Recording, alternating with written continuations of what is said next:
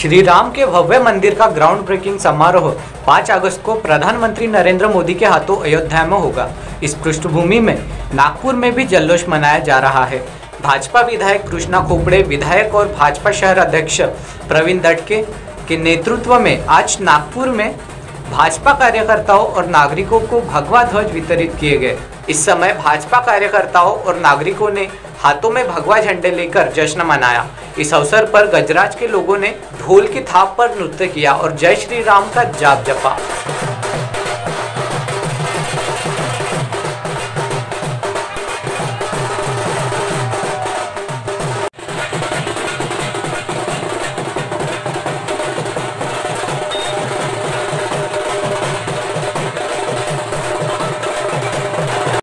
काय नक्की याचं प्रयोजन आहे का हे कार्यक्रम?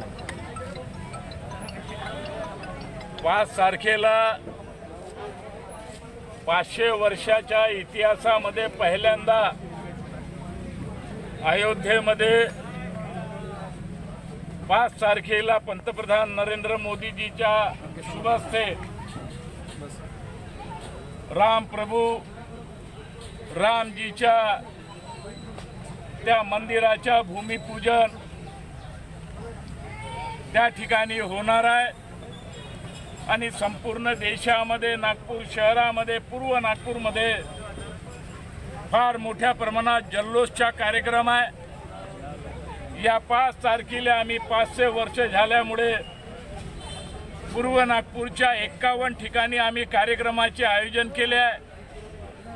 प्रत्येक ठिकाणी 500 लाडू आणि 500 किलोच्या वर्त लाडू वाटपाचे कार्यक्रम आहे आणि संपूर्ण पूर्व नागपूर हा भगवामय करण्याचा निर्णय आम्ही सगळ्या कार्यकर्त्यांनी मिळून घेतला आहे आणि म्हणून आज या ठिकाणी जो कार्यक्रमाचे आयोजन या ठिकाणी केलं आणि आजपासून या पूर्व नागपूरमध्ये अनेक कार्यक्रमाचे आयोजन सगळे मंदिर असतील सगळे धार्मिक स्थळ असतील सगळ्यांना आम्ही विनंती केली आहे सूचना केली आहे आणि सगळ्या मंदिराच्या सगळ्या लोकांनी ट्रस्टनी मान्य केला आहे का आमच्या 5 तारखेला आम्ही सगळे मंदिरामध्ये फार भव्य कथेचे राम कथेचे आयोजन भी अनेक ठिकाणी होत आहे आणि म्हणून मी आजच्या या शुभघडी आणि 5 तारखेला येणाऱ्या राम जन्मभूमीच्या रामजीचं जे भव्य मंदिर बनत आहे मी या शहरातल्या या नागपूर शहरातल्या सगळ्या जनतेचे मनापासून मी आभार मानतो आणि 5 तारखेचा आपण जल्लोष याच्यापेक्षा भी जास्त प्रमाणे आपण करून हीच या ठिकाणी विनंती करतो। धन्यवाद। झेंडेवाटप करण्यात आलं याच्या मागचं काय उद्देश? भगवा पूर्ण पूर्व नागपूर हा भगवामय व्हावा त्या दृष्टिकोनातून आज संपूर्ण कार्यक्रम आपण या ठिकाणी आयोजन केला आहे।